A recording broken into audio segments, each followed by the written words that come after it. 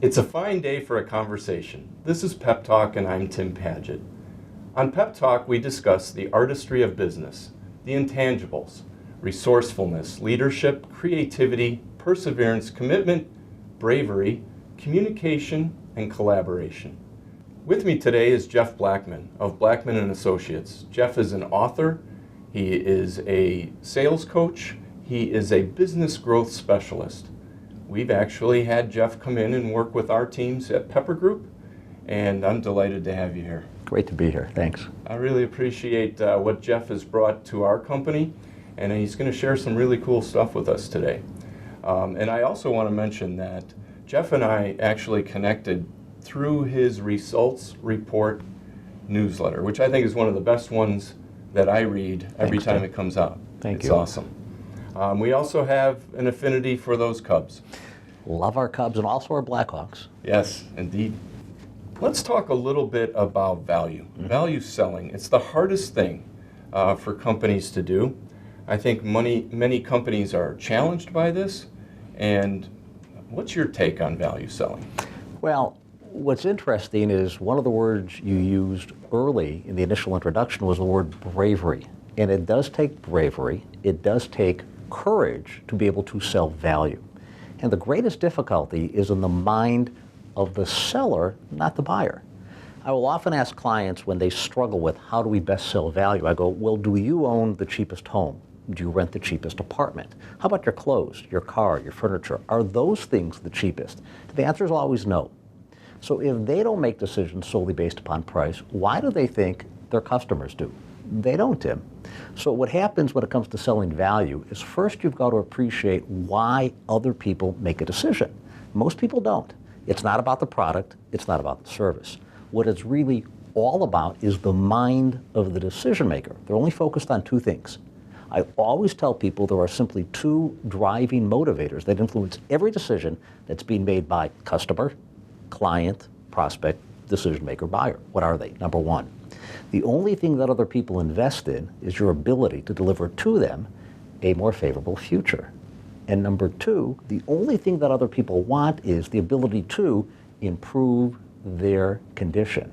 Now, you're able to do that for others, you're also able to do it for yourself. And it becomes really easy if you're able to then sell value, protect margin, and increase profit. And if you'd like, I can show you something that's real simple. We'll do some math today.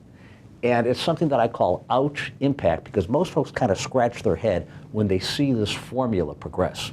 Can we take a quick peek? I'm ready to get ouched. Cool. Let's take a look at a profit worksheet, but if not done properly, it will become ouch. First example, sales price, $100. Cost of materials, $75. Gross profit, $25. But what happens, Tim, if price is now cut by only 10%? Our new sales price is $90. Cost of materials, that hasn't changed, still $75. Gross profit, $15. In this first example, to regain lost margin, it'll now be necessary to get additional business of how much?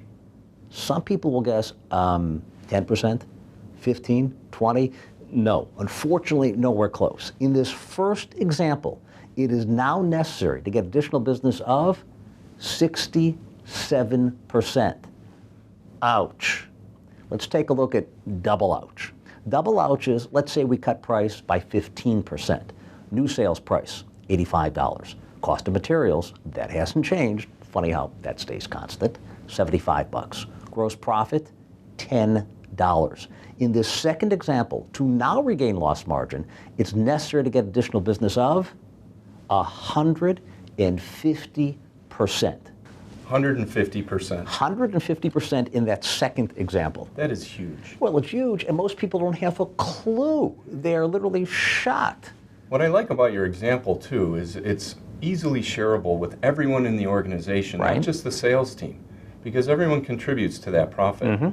And if they understand that they can sell it, too, as they're interacting with their customers, that's a big deal. Because what happens is, if you don't acknowledge and realize what impact that will have upon your business, both top as well as bottom line, is it forces you to work harder because you cannot work smarter. It is actually a dumb decision to cut price to that extent unless you are getting something of equal or greater value in return. And that's when I always focus on what's a value concession versus only a price or a monetary concession.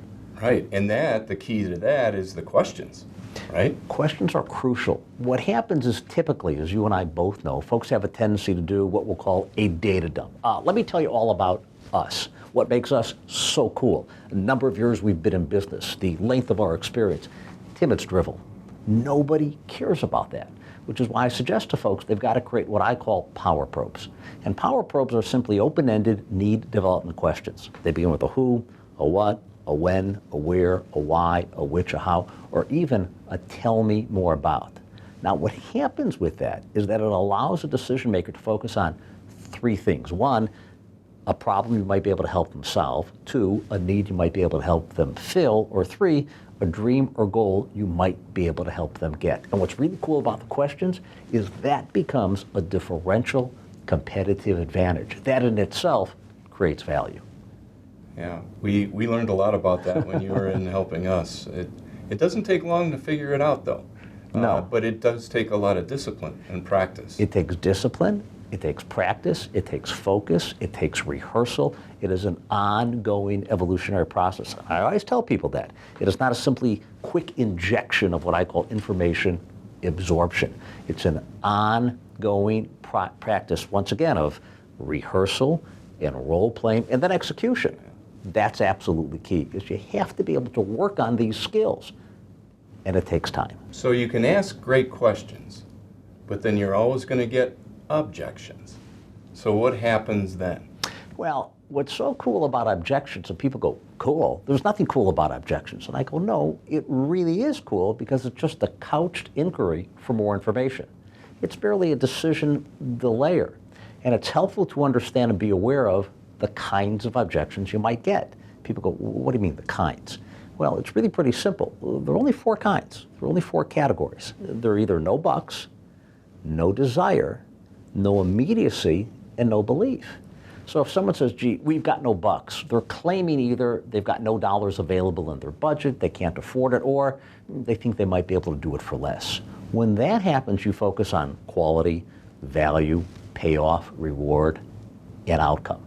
If someone says, well, I got no desire, then we go back to our power probe questions. And the power probe questions are, well, let me see what problem I can help you solve, what need I can help you fill, what dream or goal I can help you get. And if there's no immediacy, here are two really simple but great questions to ask. What's the risk of doing nothing, and how does time become your enemy if you choose to delay? And finally, if there's no belief means they don't trust you. They don't trust you as an individual. They don't trust your product, your service, or your company. Well, what do?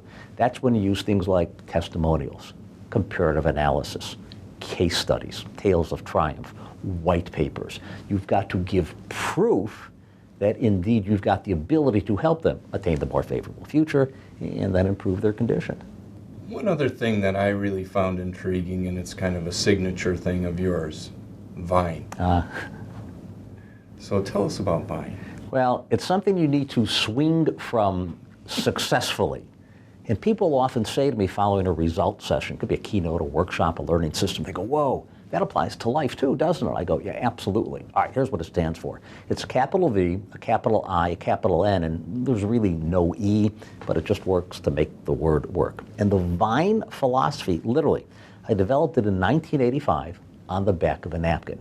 And it guides decisions that I make both professionally and personally. V. The V is value-driven, the I is integrity-based, and the N is non-manipulative. And the value-driven portion focuses on you always deliver more in perceived value than you take in actual cash value. And then in the absence of a value barometer, the relationship is reduced to a price eliminator. So what that means if we focus on value, if someone thinks your value is way up here, but your price is here, Tim, what will they do? They will eliminate you. People go, well, why? I go, too good to be true. Something must be wrong. And just the opposite, obviously. If they think your value is here and your price is here, they will eliminate you. Too much of a delta or a gap with respect to what the value is worth. I is the integrity-based, and I stress, you never lie, you never cheat, you never steal, you never fudge, ever. You never reduce the relationship to a mind-manipulating, profit-reducing, energy-sapping game of who do you trust. And what can you remember, right? Honesty does not require a good memory. And then finally, the end is non-manipulative. You can be proactive. You can be politely aggressive or assertive, but you never manipulate somebody else into making a decision. You're playing the game for the long-term, annuitized, loyal, profitable relationship as opposed to the quick, short-term hit. Don't manipulate people. That will come back to bite you in many ways. And by the way, you'll never get a referral. Right. Always focus on value, integrity, and being non-manipulative. And so that's a really good close for us because it reminds me that while you help and coach a lot of sales teams, that type of advice is good for the entire company, internally, externally with clients, and of course in their personal lives too. Because it influences culture. It influences culture. And you've got to bring the culture of your organization back to your personal life, and your personal life back to your organization, meaning that creates that so-called sense of who you are as an individual.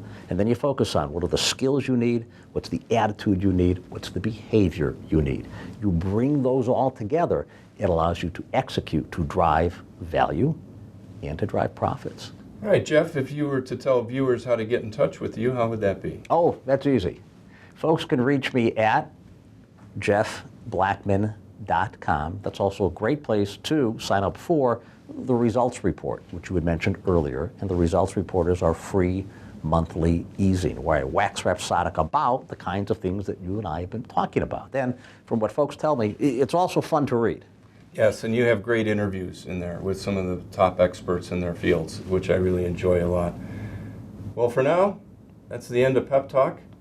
Thanks for joining us, and we'll see you next time. Thanks, Tim.